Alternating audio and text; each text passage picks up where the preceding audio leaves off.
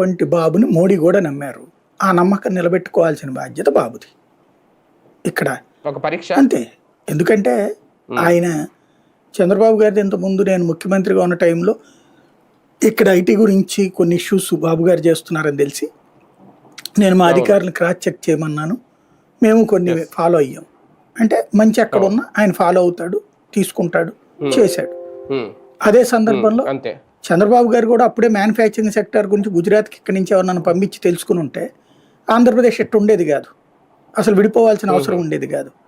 రాష్ట్రంలో గుజరాత్కి ఎందుకని అక్కడ మ్యానుఫ్యాక్చరింగ్ సెక్టర్ ఉంది, పెట్టుబడులు పెట్టేవాళ్ళు ఉన్నారు, మ్యానుఫ్యాక్చరింగ్ సెక్టర్ మీద ఇంట్రెస్ట్ ఉంది దానికి, ఆ వ్యాపారస్తులు ఉండటం వల్ల. మన దగ్గర వ్యాపారస్తులు బోల్డ్ ఉన్నారు. బెజవాడ, గుంటూరు ఇవన్నీ వ్యాపార కేంద్రాలే కదా, అలాగే వ్యవసాయ ఉత్పత్తుల కేంద్రాలే కదా మిగతా అన్నీ కూడా.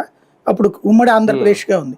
ఆ టైంలోనే కనుక మనం బాబు గారు కూడా మనం భేషజాలకు పోకుండా ఏది ఉట్టి ఐటీ ఐటీ ఐటీ అని కాకుండా మ్యానుఫ్యాక్చరింగ్ సెక్టర్ ఆ దిశగా కూడా వెళ్ళుంటే ఒక వరంగల్ మ్యానుఫ్యాక్చరింగ్ సెక్టర్ హబ్ అయ్యేది. ఎందుకంటే మనకి ఆదిలాబాద్ అయినా, కరీంనగర్ అయినా, మహబూబ్ నగర్ అయినా, అటు తెలంగాణలో, ఇటు ఉత్తరాంధ్ర అయినా, రాయలసీమ అయినా సరే మనకి తక్కువ ఖర్చుకు దొరికే కూలీలు దొరుకుతారు. అక్కడ మానవ వనరులు విపరీతంగా ఉన్నారు. పద్దాకి ఇతర రాష్ట్రాలకు వలసపోయి పనులు చేసేవాళ్ళు ఉన్నారు. ఆ ఏరియాలో మ్యానుఫ్యాక్చరింగ్ సెక్టర్ పెట్టుంటే గుజరాత్లో ఎందుకు సక్సెస్ అయింది?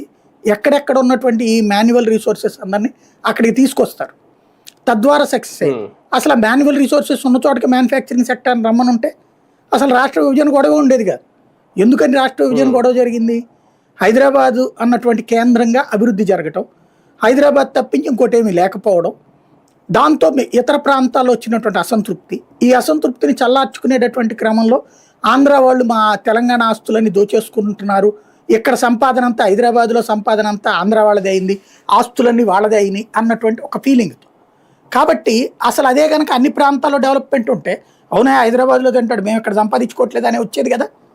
ఈ మాటని ఎందుకు ఫ్లేరప్ చేయగలిగారంటే సంపద కేంద్రీకృతం అవడం వల్ల. ఆ